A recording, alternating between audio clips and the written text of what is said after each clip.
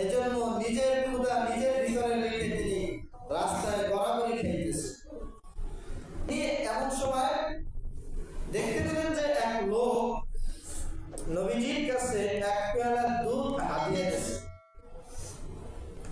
তিনি সাথে সাথে নবীজির দরবারে গেলেন, কারণ নবীজির আদত ছিল তিনি সাহাবীদেরকে রেখে কোনো কিছু খেতেন, সাহাবীদেরকে রেখে তিনি কখনো কোনো কিছু কি করতেন না।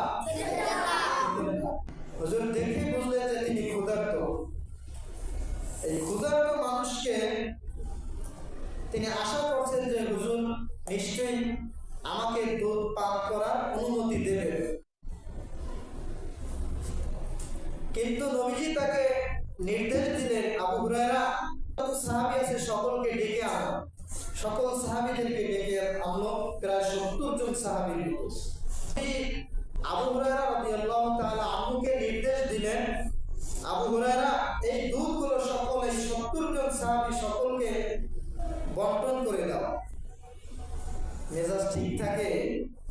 যার 3 দিন যাবত কিছু খায় নাই এমন একজন সাহাবীকে, এমন একজন লোককে যদি বলে এই সামান্য দুধ সবাই পান করিয়ে তারপর তুমি খাবে, তাকে দিয়েছে তিনি খাদিমের দায়িত্ব।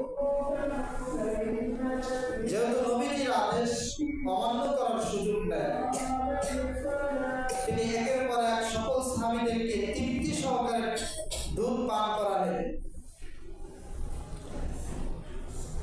যখন সকল সাহাবীদেরকে দুধ পান করানো শেষ হলো, এবার নবীজি বললেন, আবু হুরায়রা তুমি পান করো।